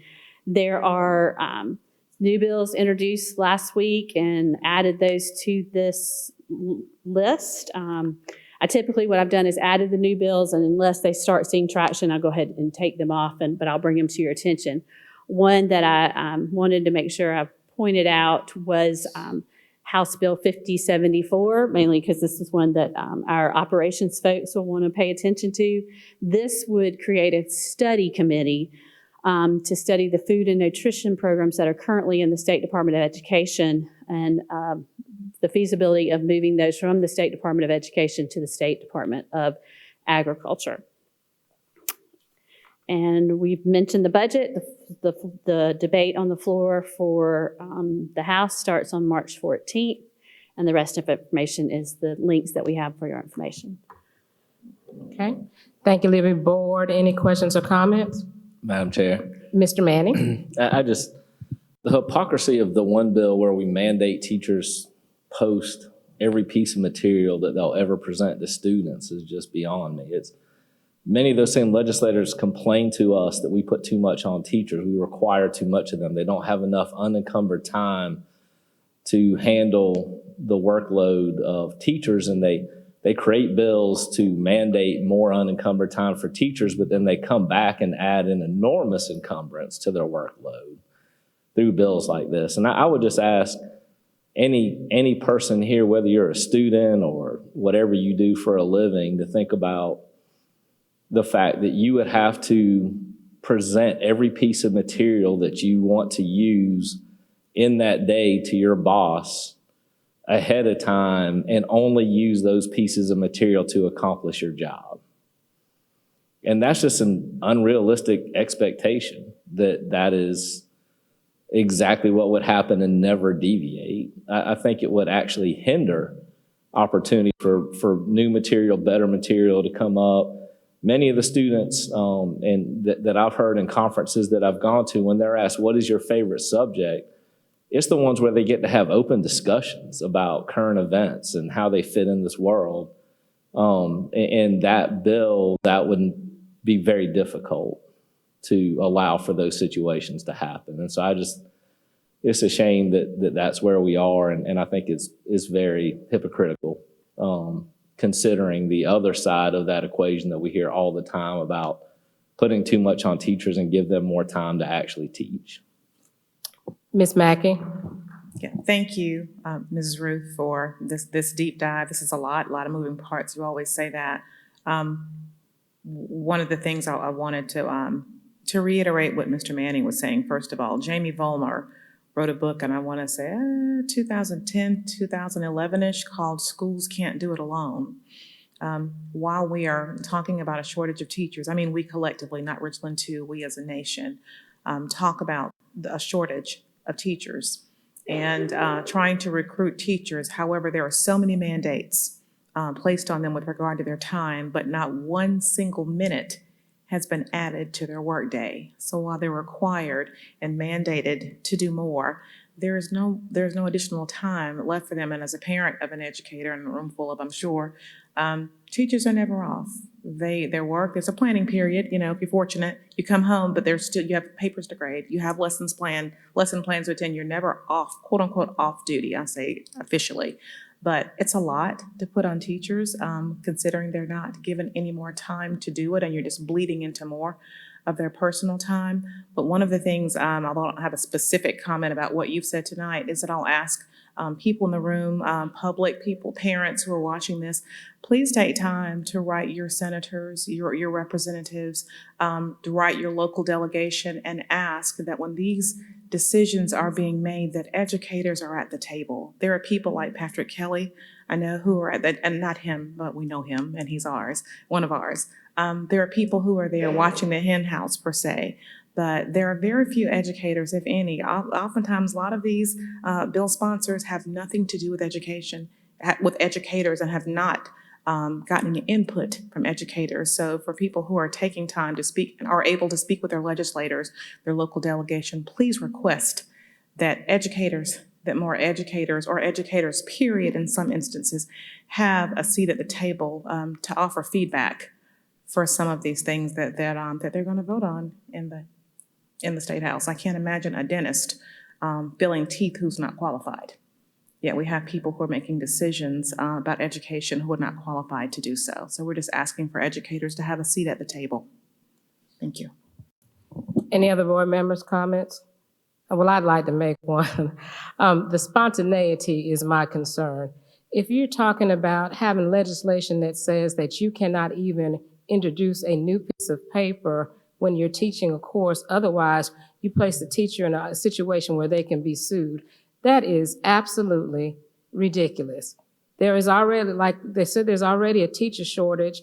I can't imagine, and as a teacher, and I used to teach special ed, so you had IEPs, so now you want me to list every piece of material that I'm gonna list for the individual IEP students? I don't think they've even looked at that. So it's true. When these people who are making these decisions are not educators, they have no idea what they are asking people to do. So every individual IEP, I have to list what I'm going to list for each individual student. Have they taken that into account?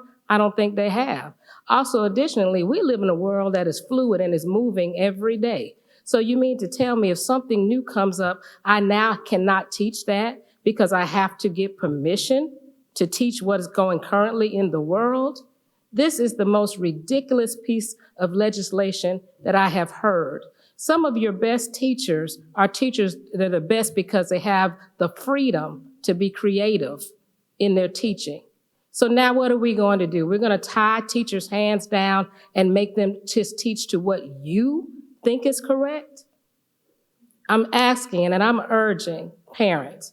Like I said, I'm a 35-year educator myself. This is ridiculous. It's ridiculous what they're asking. And as a parent, you don't want this for your children. You want your children to grow into school. When we came along, our teachers were able to talk to us and teach us various things, not just the ideas of some people and what they think you should and shouldn't be teaching.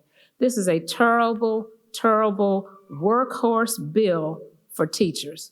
It is. It's ridiculous. And like Ms. Mackey said, I'm urging you, we all take time to write about all kind of things. And y'all know we've had meetings of y'all come and write all kind of things, which is fine. Take the time to write some on this. Write your legislators, because they're the ones that are down there making these kind of decisions. So take the time to do that.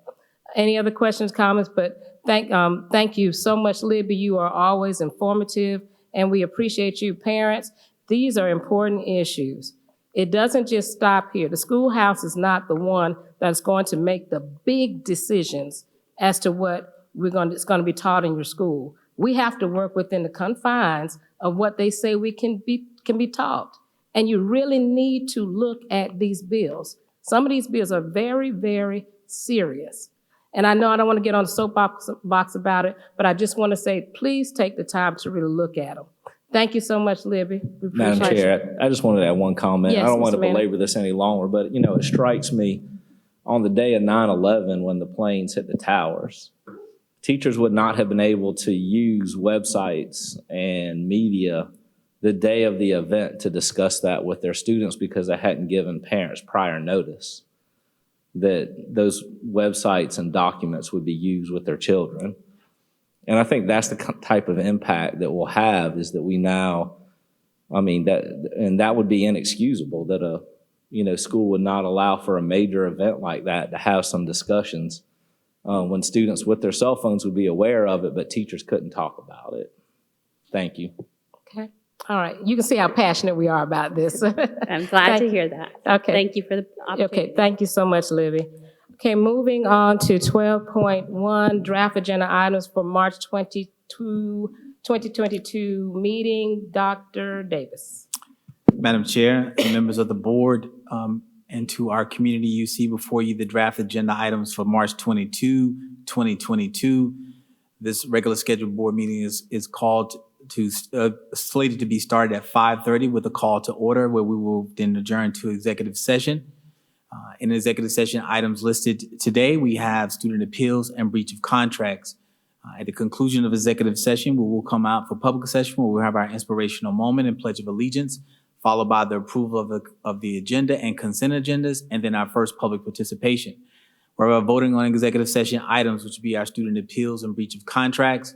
Our unfinished business, we have action requested items, the approval of the 2023-2024 school year calendar, as well as the board meeting schedule for the 2022-2023 school year. We also are asking for the approval of the revision to policy KE, public concerns and complaints. Our unfinished business, no action requested. We'll have a partnership update, check presentation. Our new business, no action requested. We'll have the superintendent's highlights, our legislative issues, as well as an update on capital improvements. This will be followed by the draft agenda for the April 5th, 2022 board meeting, which will now be scheduled for April 7th. This will then be followed by our approval of the agenda items for the April 7th board meeting, our second public participation if there is the need for, board superintendent comments, followed by executive session 2 if needed, and then voting on executive session 2 items if needed. If not, we'll go from our board superintendent comments to adjournment. Okay. Thank you, Dr. Davis. 13.1, approval of draft agenda items. May I have a motion to approve the draft agenda items for the March 22, 2022 meeting? Madam Chair, Ms. Mackey. I move to approve the draft agenda items for the March 22nd, 2022 regular board meeting. Do I have a second? Second by Dr. Cheryl Caution Parker. Any discussion? Seeing none, we'll take the vote.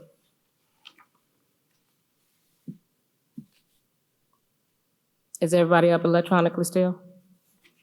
Okay.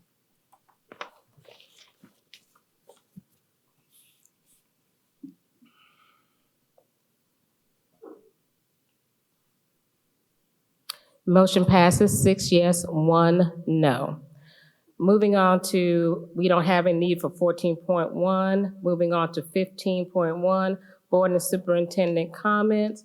I will start with Ms. Agostini. Thank you. I want to say again how wonderful it is to see all the beautiful faces and bright teeth tonight. Thank you so much to the Superstar Strings from Condra Elementary for providing the inspirational moment this evening. A huge congratulations to Blue Stifler and Ridgeview High School basketball team for being state champions. And thank you, Mr. Williams, from Service Solutions for your generous donation to our students in Richland too. Okay, Ms. McFadden. Thank you, everyone, for coming out tonight. We'll see you in about 2 weeks. Okay. Dr. Caution Parker. Would like to echo what Mrs. Agostini just said about the Superstar Strings from Condor. They were phenomenal, just adorable. Also want to say congratulations to our own Tony Kenyon, right over there, for receiving a Black History Award at the Recognition Gala last week, so very well deserved.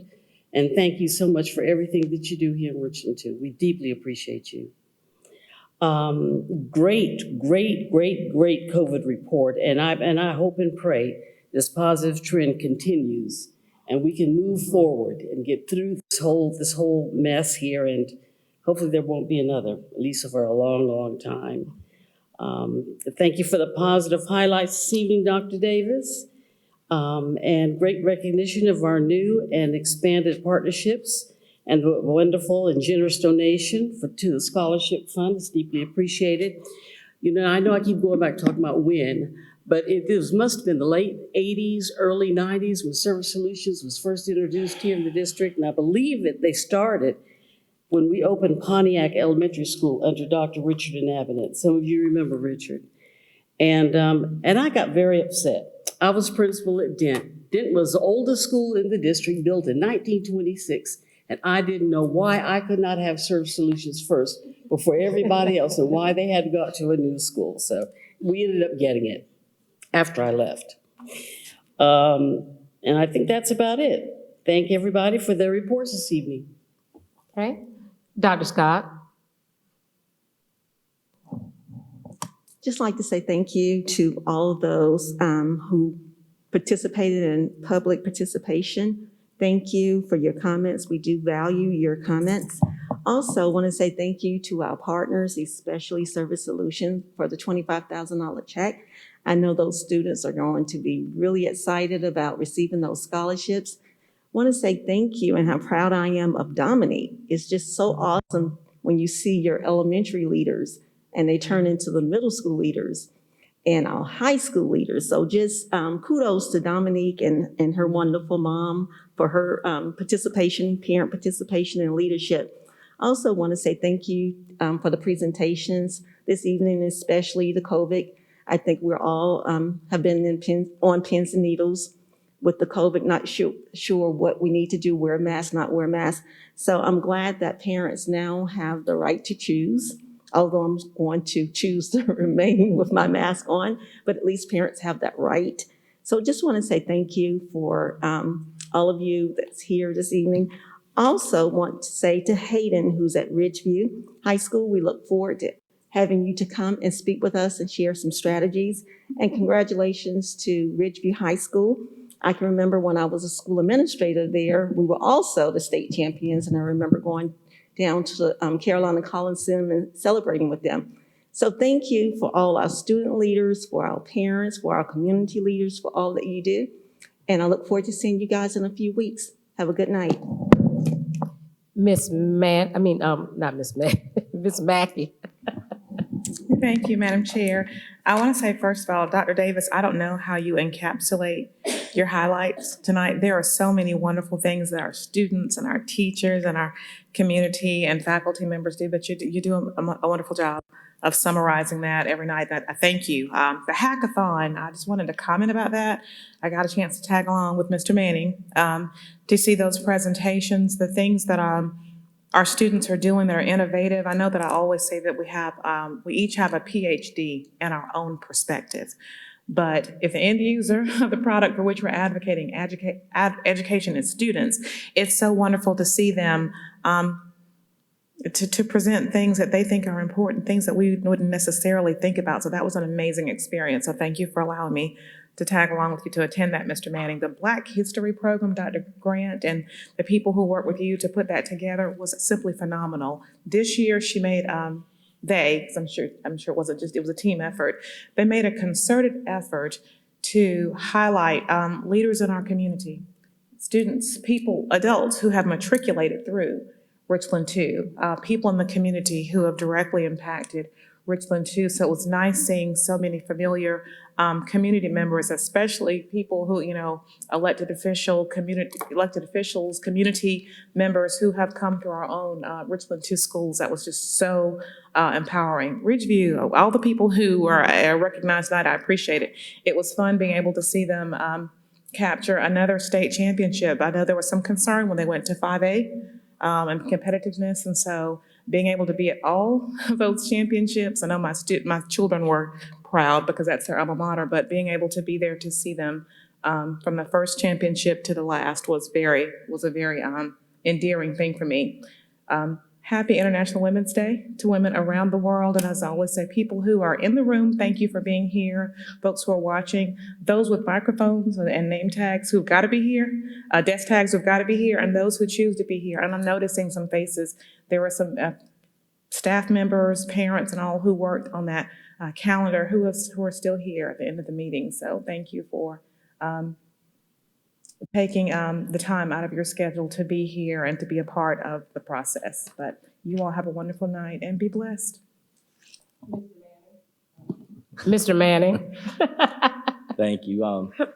I too want to comment on the hackathon. I thought it was fantastic to see the students. I got to see the opportunity where they were whiteboarding and coming up with their ideas and really taking it from thoughts to formal presentations to present in front of a committee where they would be evaluated as to the ability to implement within the school and the viability of it. And certainly the judges had a tough decision to determine which one to do.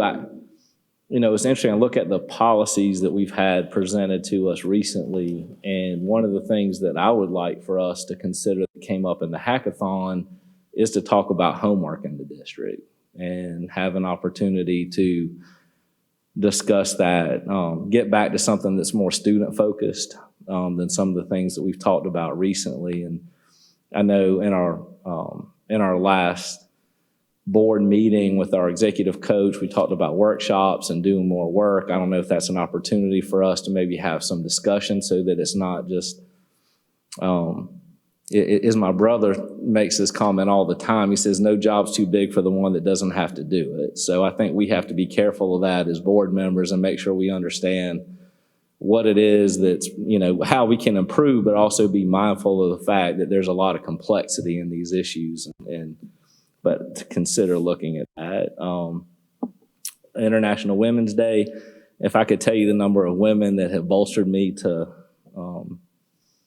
be where I am. So thank you. That's it. Okay. Dr. Davis. Thank you, Madam Chair, and thank you to the board for an outstanding meeting tonight. Also want to thank you for always recognizing those individuals for their contributions to our school district, as well as celebrating our students and our faculty and staff for their momentous achievements here throughout our district, whether it's in athletics, arts, academics. We continue to demonstrate that Richland 2 is indeed a premier place for our students to receive an education. Again, as Mr. Mann stated, happy Women's History Month. Today, I had the awesome opportunity to speak before the subcommittee on education at the House, something that I've never done before, but something that I took great pride in doing and representing our school district as well as our community as we begin to address some very critical issues that's facing public education today. I think it's imperative that we all make ourselves aware of the bills and the issues that are currently being represented or being shared at the State House. And if there's something that we need to be united on, it's something that this is definitely one of those things from my perspective. I would love to see some of the energy that we've seen at school board meetings also be demonstrated as we address some of these seismic shifts in public education. Some of the words that I shared today and some things that I didn't get to share today, but I wanted to share just very briefly with our Richland 2 family some thoughts that I have regarding where we are and where we're going in public education. Because I think as members of this board, as current educational leaders in this district and in the state, we have an obligation to prepare our students for the best educational future possible. So with the introduction and the potential passing of bills like H 4325, 4343, and 4395, as Mr. Mann stated, which is the not being able to teach current events if they are considered controversial, some great things hang in the balance. We are standing at a threshold of a seismic shift in public education, a shift that is second only to Brown versus the Board of Education. And what lies in the balance is the soul conscious and the morality of our very society. The question that we should be asking ourselves is, why does there seem to be an all-out assault on public educators and public education? I propose that education is the bedrock of society, and it is our formal public education introduces into the world our students, which they live and work together and serves as both the product and the producer of the country's ideals, principles, and belief. Brown was so important in shaping the direction of this country. It fanned the spark that led to the flame of the civil rights movement. If you create a quick timeline following Brown, you will find it littered with significant shifts in the ideals, principles, and beliefs of this country.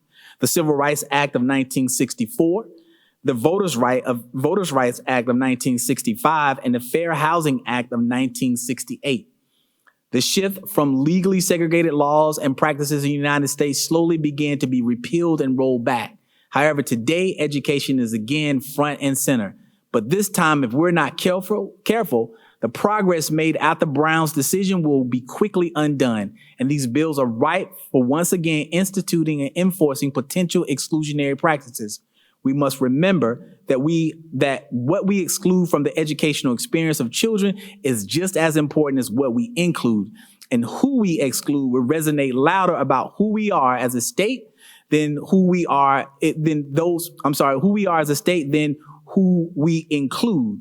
The unintentional and potential consequences of these bills opens the doors to state regulation of inclusion and opportunity.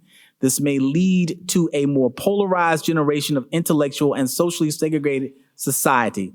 Students will not be given the opportunity to learn and embrace the history of this state and this country in a way that demonstrates and measures our obligation and responsibility to develop them as the next generation of global leaders.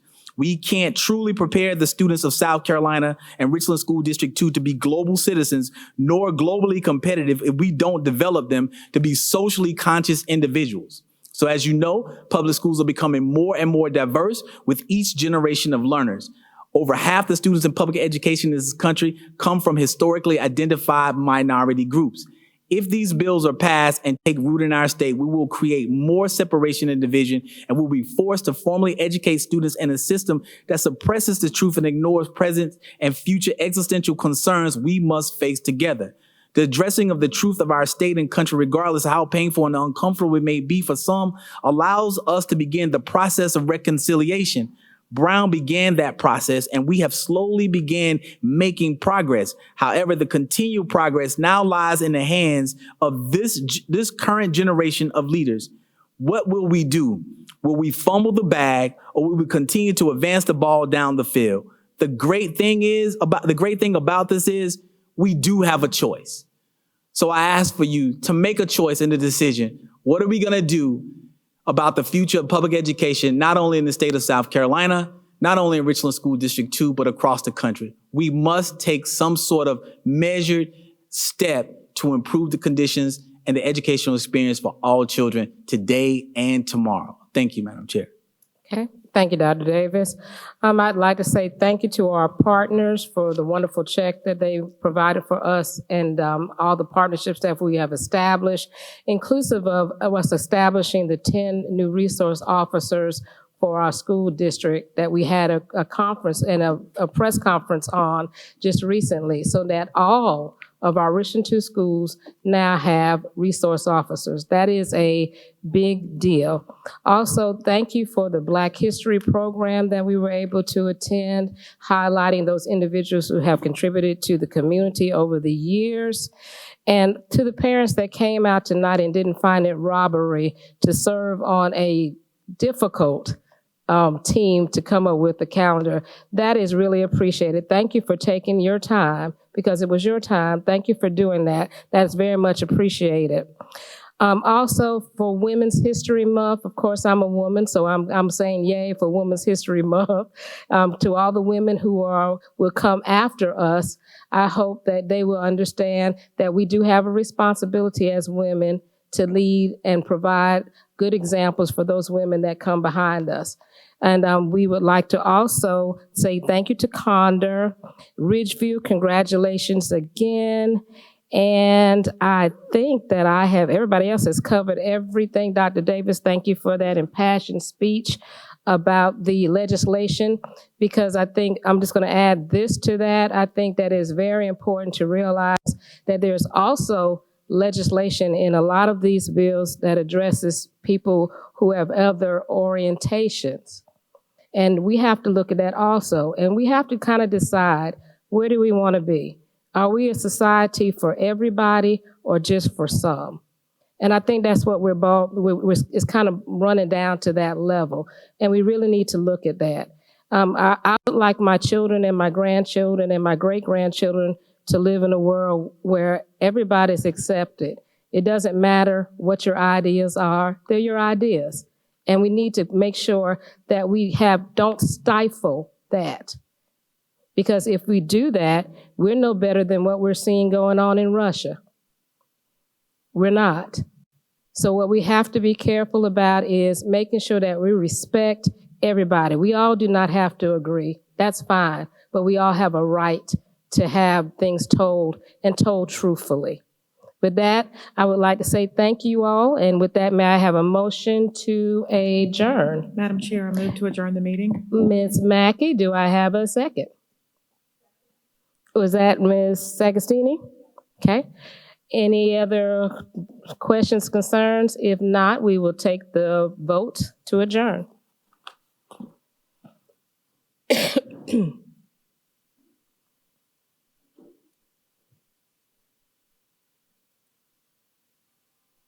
You raising your hand, Dr. Scott? You're down electronically? Okay. Huh? It's already up there. Motion passes. Have a great evening.